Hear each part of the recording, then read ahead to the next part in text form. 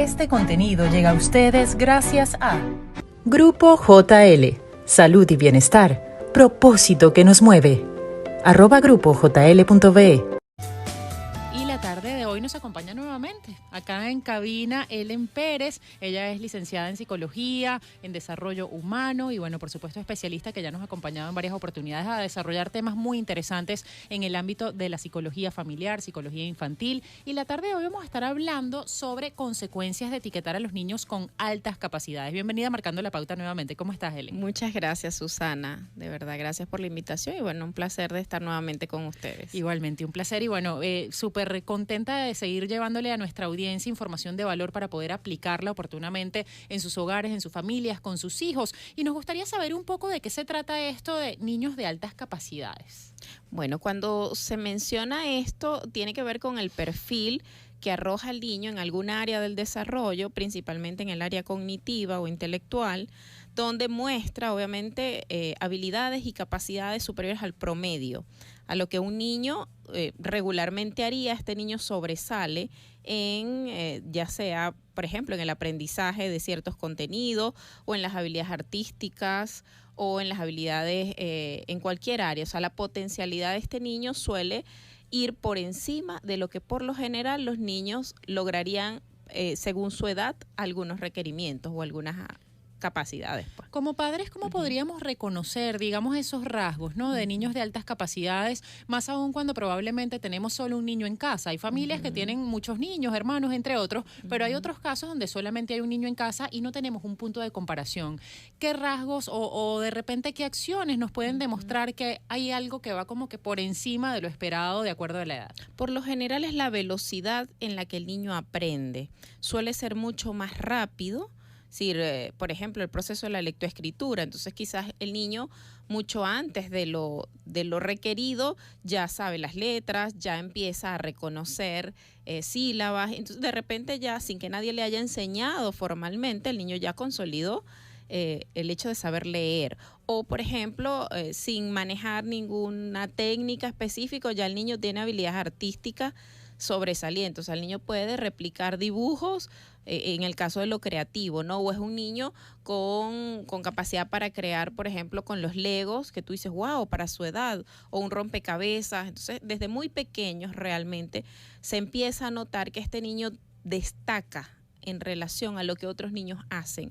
Y eso por lo general, aunque la comparación nunca es buena, pero inevitablemente cuando vemos a nuestro niño interactuar con otros de su misma edad, es donde más vamos a notar esto. Obviamente, si son niños, hijos únicos, quizás para los papás puede ser hasta cierto punto normal, pero ya el colegio, ya cuando empezamos a entrar en el ambiente social, de compartir en otros espacios, inevitablemente vamos a denotar, a descubrir cómo nuestro hijo o cómo ese niño sobresale sobre otros en algunas cosas. Ojo, porque las altas capacidades no tienen que ser en todas las áreas. Las altas capacidades pueden estar destacadas en algunas áreas del desarrollo, por lo cual hay que tener mucho cuidado porque, bueno, habrá otras áreas en las que pueda estar a un nivel promedio o con inmadurez también. Entonces, bueno, eso puede variar.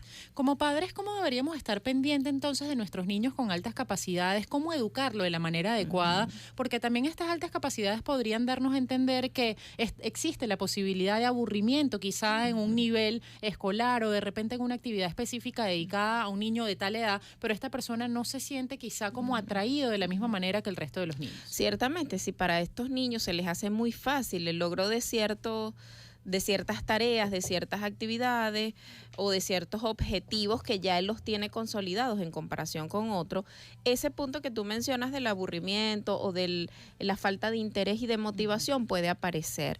Allí el punto es identificar, bueno, cuál es la potencialidad que tiene el niño y de qué manera nosotros nos adecuamos a dar un poco más en relación a lo que este niño necesita. Es decir, quizás este niño no va a hacer la lectura del mismo libro que el resto. En el colegio necesitamos que él lea otro tipo de libros y cómo incursionamos en abrir la posibilidad de no llevarlo al mismo ritmo, porque la educación tradicional un poco quiere encasillar a todos los niños, ya sea porque vaya muy lento o porque vaya muy rápido en su aprendizaje en este promedio. Y muchas veces nos cuesta mucho que el colegio, que los docentes tengan la apertura de considerar, oye, no todos vamos a aprender al mismo ritmo, no todos con las mismas estrategias, no todos desde la misma perspectiva. Entonces, tener marcado que, bueno, con unos niños necesito bajar el ritmo y necesito ir a su ritmo en cuanto al proceso de aprendizaje, y en otro,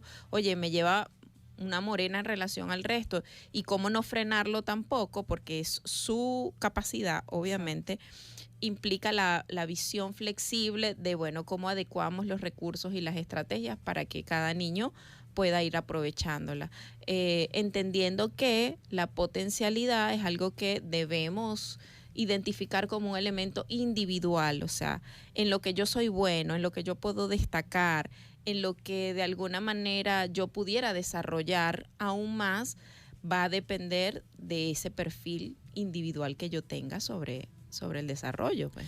Como padres, entonces deberíamos mencionar, por lo menos en los colegios, mira, he identificado quizá esta condición con mi hijo, y pedir, solicitar algún tratamiento especial. Debemos etiquetarlo de alguna forma como una persona de altas capacidades, así como en algún momento se habló de los niños índigo, que me acabas de decir fuera del aire, que no existe como tal esta denominación desde el punto de vista psicológico, ¿cierto? Pero sí, se vino hablando mucho también de lo que fue hace años, se hablaba mucho de estos niños índigo, que eran justamente niños con altas capacidades. Debemos mencionar en los colegios esas capacidades diferenciales de nuestros niños a la hora de empezar un nuevo año escolar. Mira, siempre y cuando no haya, digamos, la necesidad de intervenir en este tema en particular, no habría por qué mencionarlo. Más allá de entender que, bueno, cada uno tiene fortalezas y debilidades, y estos niños van a tener muchas fortalezas en esas áreas donde tienen altas capacidades, y la idea sería más bien cómo yo puedo aprovechar esto y quizás usarlo como un líder en esa, digamos, en el desarrollo de esas materias, el delegado de curso, o cómo ese niño puede, socializando con otros, favorecer de alguna manera el aprendizaje de esos otros que tienen más dificultades en esas áreas. Pero más que etiquetarlo, la invitación no es a etiquetarlo, porque realmente, así como ese niño puede tener altas capacidades en unas áreas, puede tener inmadurez o dificultades en otras. Entonces, si se generaliza con una etiqueta que ese niño es bueno en todo y tiene altas capacidades en todo, vamos a tener un factor de expectativa muy fuerte sobre ese niño. Mucha presión, y en algunos casos incluso eso puede generar una gran frustración en los casos que el niño no responda siempre de la manera en la que estamos acostumbrados por su gran potencial. Entonces, ese niño, pues se supone que no está mal por en algún momento no responder en relación a esas altas expectativas, porque sencillamente él, como cualquier otro niño, puede tener dificultades en algún aspecto. Entonces, sí, áreas donde tenga necesidades, o sea, un poco más vulnerable, y la idea no sería entonces limitar esa capacidad de pedir ayuda en su momento, en cualquier momento, ¿no? Totalmente. Y de allí el tema de que al generar una etiqueta de altas capacidades, se subestima la posibilidad de que él necesite ayuda en algún momento. Claro. O sea, es un niño que suele quizás ser muy independiente para el desarrollo de sus contenidos, de sus actividades, pero que en algún momento entonces esa supervisión que pudiera necesitar, esa atención especial que pudiera necesitar, es desplazada por el hecho de que él siempre puede solo. Es que él lo hace más rápido y no necesita ayuda.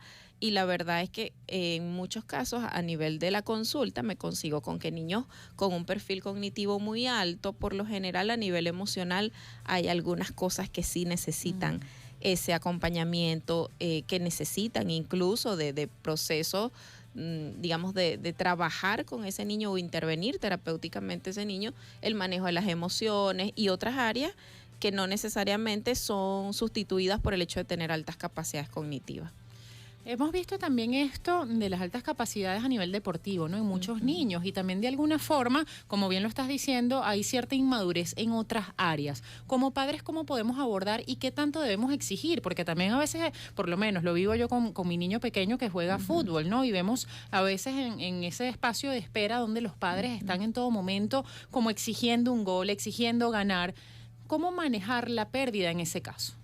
Mira, la verdad es que yo sí difiero bastante en la forma en la que los papás a veces acompañamos a los niños en el desarrollo de sus actividades, ya sea extraescolares, ya sea actividades de recreación, o sea, si estamos permitiendo que el niño tenga la oportunidad de desarrollar otras habilidades más allá del colegio, la forma en la que los papás digamos, debemos acompañar, debe ser una forma en la que vayamos al ritmo de lo que el niño va explorando, va teniendo como reto, y no desde la expectativa de lo que a mí me gustaría que el niño hiciera o lograra en mis tiempos. Sí, exactamente. Entonces, yo concibo muchas veces papás muy estresados porque el niño no logra los resultados que se esperaría para el equipo o para él mismo. Y la verdad, cuando exploro más, es más un sueño de los padres, de deseos frustrados de su infancia, de experiencias que no tuvieron y que hubiesen querido tener. Y muchas veces hasta el niño está en el deporte que no desea. Muchas veces está obligado en actividades en las que no se siente con habilidades ni se siente bueno. Y que no solo es eso, porque bueno, puede que yo no tenga habilidades en una actividad y desee participar, pero muchas veces son actividades o deportes en los que los niños no sienten ningún tipo de pasión, no sienten ningún tipo de interés. Y cuando eso no está, cuando no hay la pasión, cuando no hay el interés, la verdad es que ya no resulta una experiencia grata, ya no resulta una experiencia en la que yo me motive a mejorar, en la que yo de alguna manera me sienta como con propósito, con la idea de cada vez cómo voy haciéndolo mejor, cómo voy perfeccionando la técnica, cómo voy integrándome más al equipo. Entonces, ahí tenemos que revisar mucho eso. Bueno, cuando el niño se frustra porque no hizo un gol, pero hay un papá que sabe cómo acompañar eso, cómo dar esa contención emocional, cómo dar las palabras adecuadas, no para juzgarlo, sino para decirle, bueno, hijo, en otra oportunidad va a haber un nuevo juego y vas a poder intentar mejorar esas cosas. Entiendo y valido que de alguna manera estés triste o que te sientas frustrado. No siempre las cosas nos salen a la primera que lo intentamos. Es decir, cuando hay un papá que no cuestiona, que no sobreexige un resultado, por lo general el niño sí va a tener una expectativa de mejorar si está en la actividad indicada, si le apasiona de alguna manera conseguir resultados, pero no se va a criticar a sí mismo como tan duramente como pudiera ser cuando es de los papás que viene la exigencia. Ahora, retomando un poco este término de altas capacidades, como padres, ¿qué tanto insistir a que nuestros niños encajen entonces como que en lo esperado, ¿no? Desde el punto de vista escolar, desde el punto de vista deportivo? ¿Qué tanto insistir al niño cuando ya ha manifestado que probablemente no le llama la atención una actividad, no le gusta esto que está haciendo, o ya marca alguna preferencia de algo que quiere hacer? O sea, ¿hasta qué punto nosotros somos guías y en qué punto empezamos entonces a entender más bien esos mensajes que el niño nos está diciendo para encaminar, para canalizar esos nuevos requerimientos? Mira, sea que tenga altas capacidades o no las tenga identificadas, ¿sí? Porque yo creo que todas las personas tenemos áreas de fortaleza que a lo mejor no necesariamente sobresalen al punto de ser llamadas altas capacidades, pero es que si no estás en lo que mejor sabes hacer, difícilmente vas a destacar, ¿no?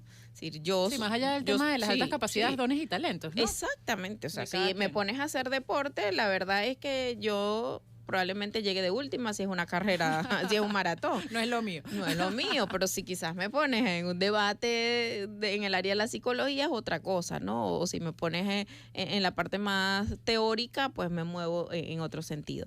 Entonces, ¿qué ocurre? Cuando, independientemente que estemos o no con altas capacidades, cuando no identificamos que nuestros hijos nos van mostrando desde chiquitos cuáles son las áreas de interés, qué cosas ellos vemos que hacen con más facilidades, qué cosas nos dicen los docentes que son claves en todo esto, porque los docentes tienen en la cotidianidad de ese niño, identificando las cosas en las que son más rápidos, en las que son más lentos, las que necesitan más ayuda, las que necesitan menos ayuda. Si no atendemos a esas señales, difícilmente vamos a poder estimular y propiciar espacios donde ellos sigan desarrollando sus fortalezas. Hay papás que no logran identificar esto nunca, o sea, en qué mi hijo es bueno, qué mi hijo le apasiona, qué cosas en las que él destaca más.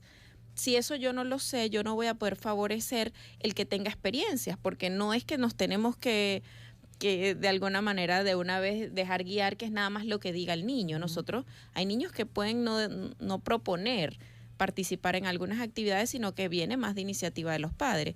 Pero si el padre, esa iniciativa que tiene de inscribirlo en un curso de arte, de inscribirlo en música, de inscribirlo en algún deporte en específico, viene acompañado de ese ojo que le guía sobre en qué mi hijo yo veo que destaca más. Sí, buscando quizá descartar, cuál es su ¿no? interés, claro. Exacto, identificar interés. Yo voy a propiciar que esa experiencia probablemente sea más nutritiva a que se quede enganchado.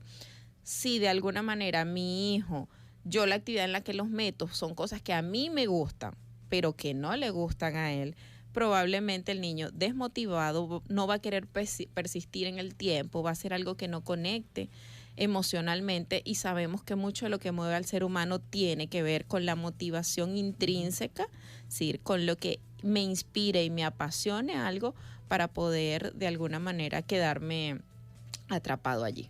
Wow, muchísimas gracias, Ellen, de verdad, por esta maravillosa información. ¿Alguna recomendación final que le quieres hacer a nuestra audiencia en relación a este tema? Sí, evitemos las etiquetas. La verdad es que una cosa es resaltar las habilidades y el potencial que nuestros hijos puedan tener, y otra es que la etiqueta marque una expectativa negativa o positiva, pero que también, aunque sea positiva, suele generar una presión posterior, sobre todo a experiencias de fracaso o a experiencias de no lograr las cosas como los demás esperan. Sí, termina convirtiéndose en negativa, ¿no? Finalmente. Exactamente. Lamentablemente. Bueno, muchísimas gracias, Ellen, por acompañarnos una vez más acá Marcando la Pauta. Estuve conversando hasta el momento con Ellen Pérez, licenciada en psicología. Estuvimos hablando de las consecuencias de etiquetar a los niños con altas capacidades.